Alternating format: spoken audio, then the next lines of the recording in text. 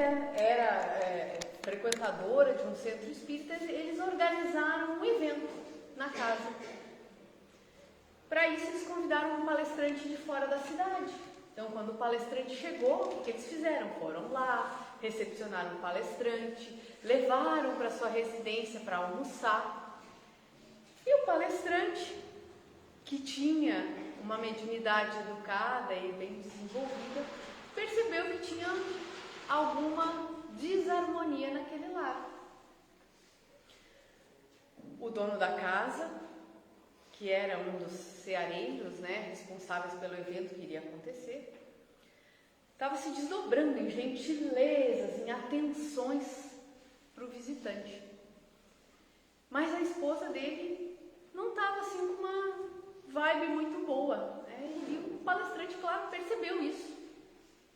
Percebeu e tentou ativar suas anteninhas mediúnicas para captar o que estava acontecendo ali, Afinal, ele estava sendo recebido com muito carinho, mas a dona da casa parecia um pouquinho insatisfeita. O almoço decorreu bem, ele simplesmente captou aquela energia não muito harmoniosa naquele lar. Foram para o evento na parte da tarde, ele fez a sua palestra, tudo correu muito bem, o evento foi um sucesso. Terminado o evento, voltaram para essa mesma residência para a hora da janta. Como muito acolhedores que eram, ofereceram também um jantar para o convidado. Quando começou o jantar, que estava na mesma sintonia do almoço, onde o proprietário da casa se desdobrando ali em cuidados e atenções, a dona da casa, do nada, se levanta, começa a chorar e sai correndo. O palestrante ficou meio assim, sem muito saber o que fazer, perguntou para o dono da casa, que era o esposo, se ele poderia conversar com ela, saber se estava tudo bem, fazer um atendimento fraterno a domicílio. Claro, o esposo, no caso, falou, isso é bobagem dela, a mulher tem dessas coisas, deu uma desconversada assim, não muito legal, sobre a atitude da esposa. Ele falou, não, mas se o senhor me permitir, eu gostaria de conversar um pouquinho com ela, de repente eu que cometi alguma falta de educação, alguma questão, gostaria de conversar um pouquinho com ela, se for possível. Não, vai lá então, conversa com ela, vai, já dá um passe nela lá, que ela deve estar precisando. E ele foi conversar com a esposa, perguntou, olha minha senhora, está tudo bem com a senhora? Por que a senhora se desequilibrou assim? Foi alguma coisa que eu fiz? Não, isso não tem nada a ver com o senhor. É que eu estou me sentindo muito injustiçada. Eu gostaria de ser tratada no meu dia a dia da mesma forma como meu esposo está tratando o senhor. Só que aqui em casa, no dia a dia, as coisas são bem diferentes. Eles fizeram uma breve prece, retornaram para o jantar e ele voltou para sua casa. Por que eu contei essa pequena história? Porque em muitos momentos, quando nós entramos no centro espírita, nós colocamos a nossa capinha de espírita. E aí aqui dentro a gente é cordial, a gente é gentil, a gente dá um beijinho nas pessoas, a gente abraça nossas colegas, aí a gente fala com uma vozinha bem mansa, porque a gente está aqui na casa espírita, a gente tem que ser assim, bem mansinho, E no dia a dia das nossas casas, dos nossos lares, nas nossas empresas, nos círculos onde nos relacionamos, muitas vezes nós somos pequenos tiranos no nosso dia a dia, Não tratando com amor, com respeito, com caridade, todas aquelas criaturas que cruzam na nossa existência. Então, nossa palestra hoje é sobre a gente falar do momento em que o Espiritismo ele começa a entrar dentro da gente. No começo tem que ter sim a capinha do espírita, vou para o grupo de estudo, vou para a palestra, vou levar minhas crianças na evangelização. Tem que ter esse momento porque ele faz parte do crescimento e do nosso desenvolvimento espiritual. Esse nosso amadurecimento espiritual ele vai acontecendo aos poucos. A gente não estala o dedinho e já está ali, pronto, luminoso, já preparado para servir. Então essa nossa evolução ela vai acontecendo aos poucos e é assim que tem que ser. É realmente dessa forma que é esperado que o nosso desenvolvimento e a nossa evolução, ela vai acontecendo em três etapas diferentes e elas se misturam. E é aí que começa um pouquinho dos perrengues. Primeiro, o Espiritismo ele vai entrar nas nossas ideias, através do conhecimento. Nós vamos aprender, nós vamos entender, nós vamos estudar. Depois que a gente entendeu e aprendeu, isso começa a transformar os nossos sentimentos. A partir do momento que a gente começa a sentir aquele calor no peito na hora de praticar a caridade, aquela satisfação em servir, em estender a mão, em ajudar, esses sentimentos vão operando a terceiro ponto da nossa mudança, que é a renovação das nossas atitudes. Esse processo não é linear e muito menos em escadinha. E é isso que às vezes complica um pouco, né? Porque isso tudo se mistura um pouco. Mas Kardec já explicou pra gente lá no Livro dos Espíritos, na parte terceira, que a base de tudo é o conhecimento. É por isso que a Casa Espírita ela se esforça tanto em trazer palestras pra gente, em oferecer grupos de estudo, para que a gente possa, através do conhecimento, executar as outras duas etapas, que é a remodelação dos sentimentos e a renovação das nossas atitudes. Então a gente começa na doutrina espírita, nos empolgamos, botamos a nossa capinha de espíritas e num certo momento a gente se questiona, poxa, mas eu estou aprendendo, estou estudando, mas eu acho que eu não estou melhorando. E aí? Essa busca pela coerência é o primeiro sinal de que a transformação está acontecendo dentro da gente. Quando eu já sinto que tem uma dissonância ali entre o que eu estou aprendendo, o que eu sinto e o que eu estou fazendo, é o primeiro passo consistente para o nosso amadurecimento espiritual. Isso vai exigir também da gente o quê? Um pouquinho de devotamento. O que é devotamento? Aquela dedicação organizada. Então eu vou escolher um dia na semana para frequentar, eu vou escolher um trabalho, é o estudo, é o passe, enfim. Eu vou organizar a minha atividade dentro da doutrina espírita, dentro da casa. E é aí que está o nosso devotamento. Essa disciplina, essa frequência, procurar se engajar de uma forma organizada. Mas mesmo começando todo esse movimento interno dentro da gente, procurando melhorar, em muitos momentos a gente se depara ainda com violências, reações violentas da nossa parte. Isso não é só para os homens, não, para as mulheres também.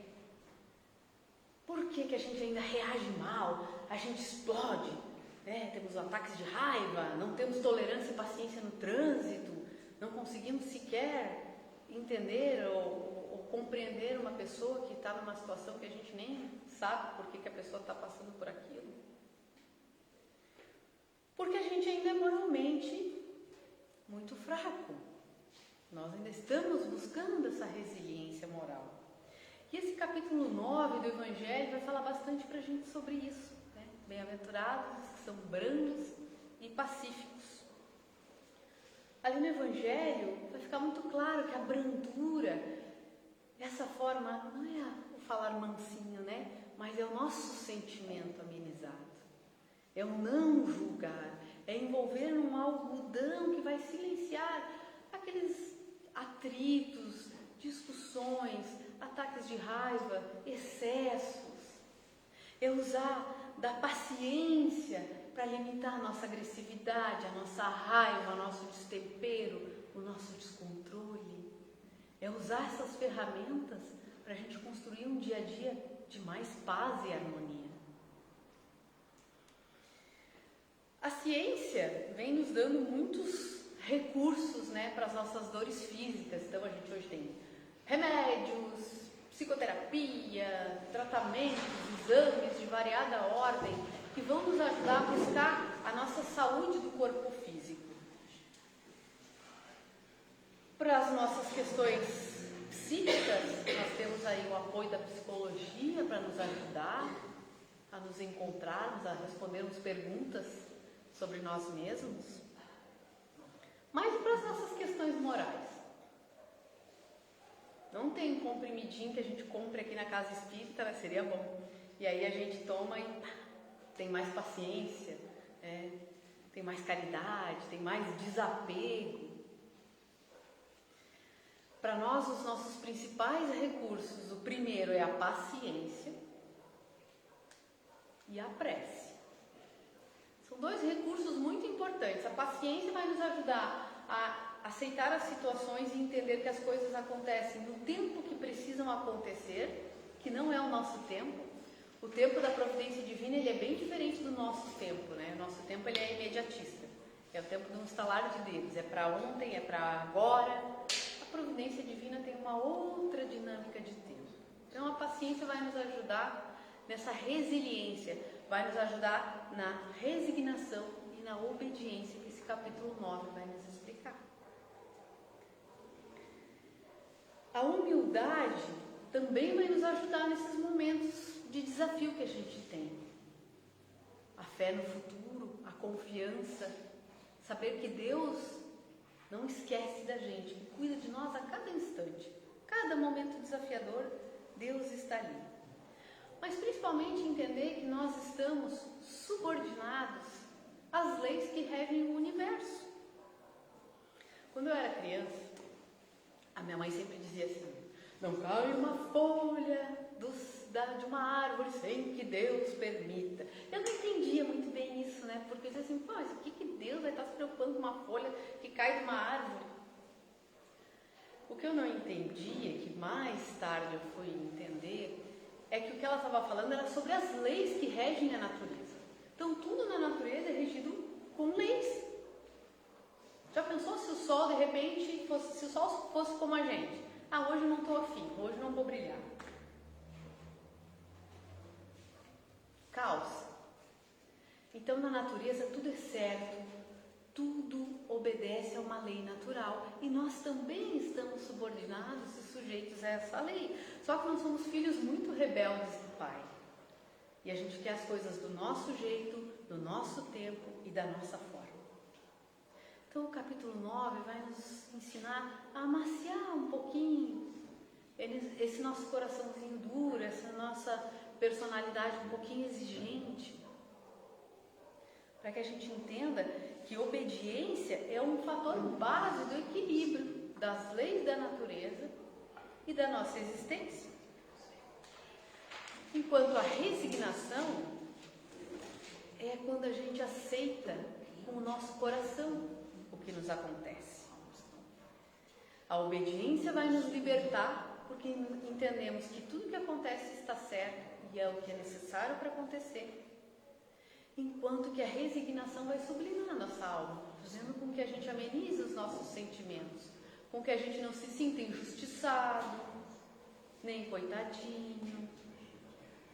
Então essa aceitação do nosso sentimento, do nosso coração, é que vai fazer com que a gente viva de uma forma mais harmoniosa, com mais paz na nossa família, onde geralmente dentro do nosso lar é onde a gente encontra os nossos afetos, mas também os desafetos. Aquele filho que tem uma personalidade que bate de frente com a sua, que te desafia. Aquele pai, aquela mãe que são rigorosos, exigentes. A nossa família é o nosso principal objetivo e meta de harmonia e de paz. Um lar feliz é um lar onde tem paz e onde tem harmonia. Isso não tem nada a ver com sossego ou com tranquilidade. A paz é a harmonia das intenções, dos sentimentos, das energias dentro do lar. Tem que ter barulho, tem que ter alegria, tem que ter sorriso, tem que ter tudo isso.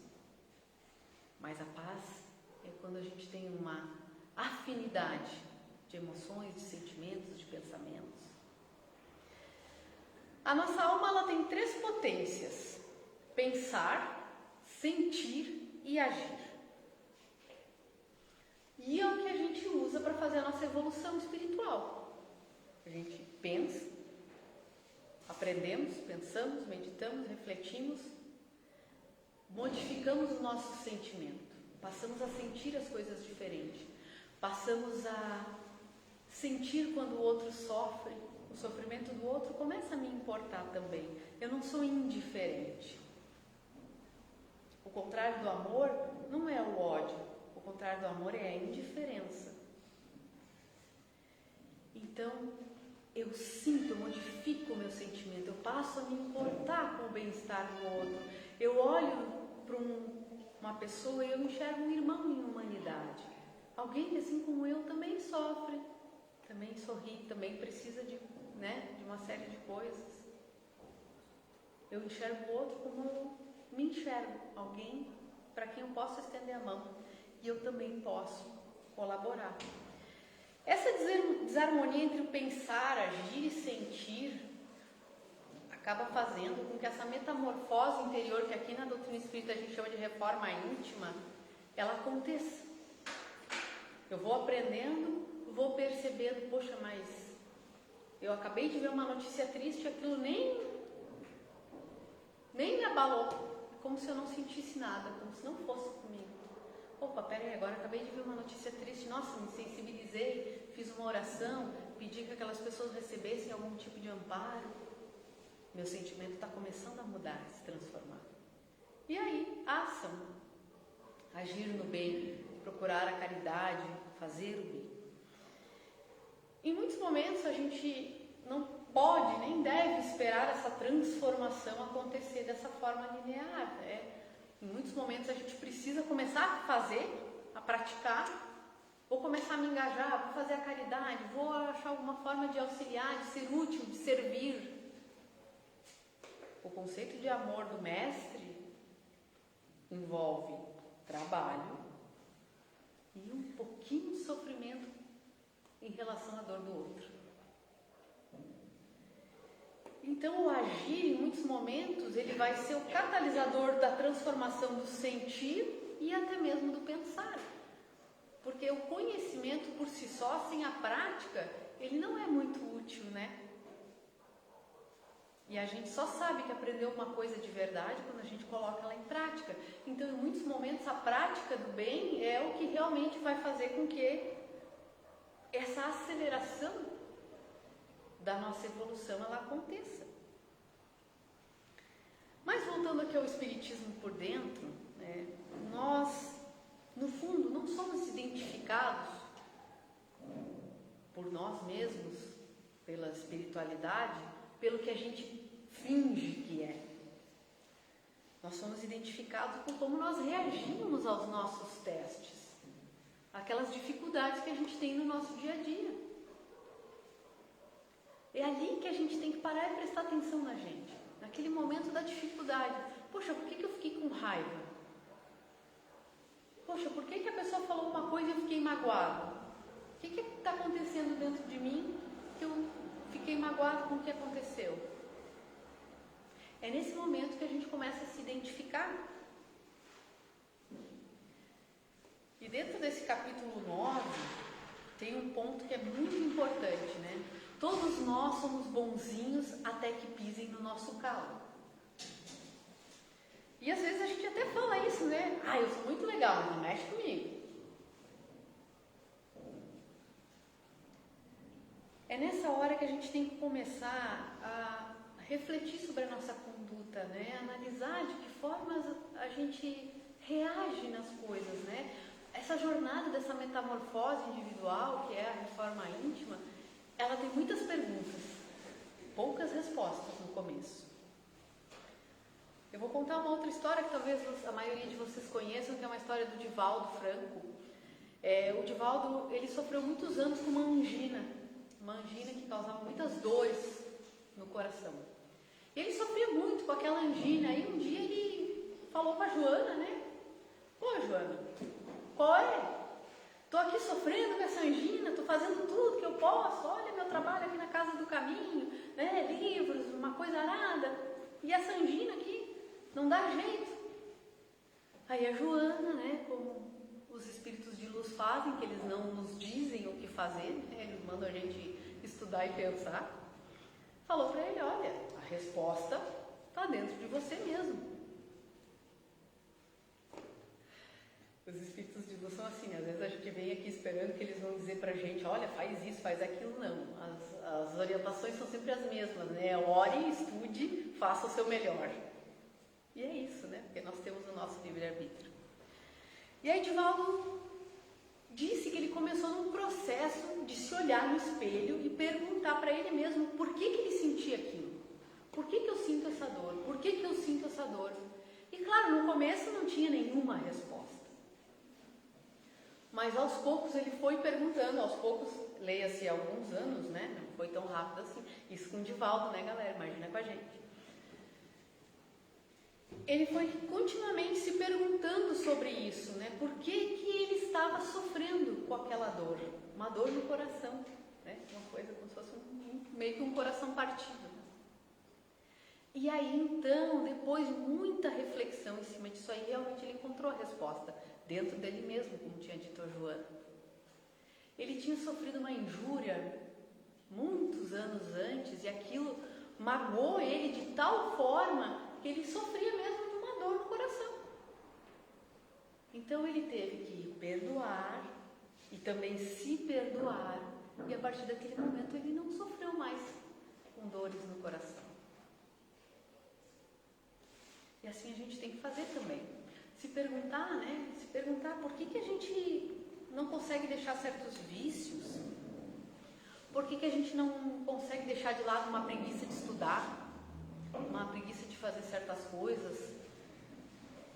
Às vezes a gente se conecta em questões menos importantes, até mesmo dentro da casa espírita. Isso é para nós que somos trabalhadores, né? Às vezes a gente se desvia do foco, fica pensando em detalhes menos importantes. Ai, será que a minha garrafa de água fluida é com a tampa aberta ou com a tampa fechada? Ai, será que o prece é de olho aberto, de olho fechado? Passe de olho aberto, de olho fechado?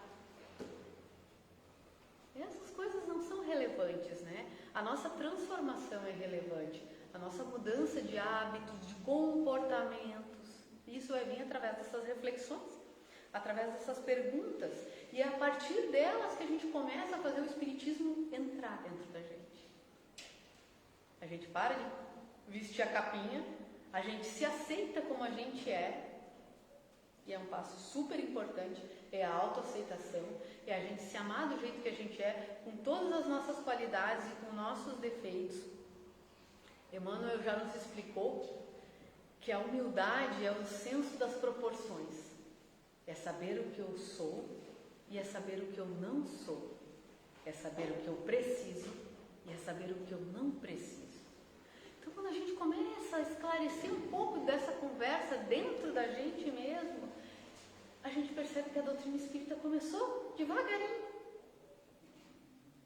a se infiltrar no nosso coração e na nossa mente. Pensar, sentir e agir. Vai ter que entrar nessas 3 esferas. Então, esse diálogo interno, buscar entender por que eu não consigo refrear certos impulsos, bloquear minhas tendências ruins, por que eu tenho dificuldade em praticar o bem, por que eu tenho dificuldade de me desapegar das coisas materiais, por que eu sempre tenho que ter a última palavra. O que é mais importante, ter paz ou ter razão? Aí a gente começa a se questionar. Quando a gente inicia esse movimento de autoaceitação, de olhar para a gente e dizer, olha, tudo bem, posso não ser um 10, mas eu já fui bem menos. Com certeza eu já estive mais longe do que eu estou hoje. A gente passa a se aceitar, saber que o que nós somos hoje é fruto de muitas experiências que nós tivemos ao longo das muitas encarnações. Então ninguém chegou aqui agora assim do nada, desavisado. O que nós somos hoje é uma construção feita ao longo de muitas experiências encarnatórias. Reencarnação após reencarnação. A gente vai se depurando, a gente vai crescendo e a gente vai aprendendo. Então, ok, temos pontos a melhorar? Sim, nós temos muitos pontos a melhorar. Mas hoje nós somos muito melhores do que nós já fomos no passado. Então, é entender, se perdoar, que é importantíssimo, saber que naquele momento a gente fez o melhor que a gente podia.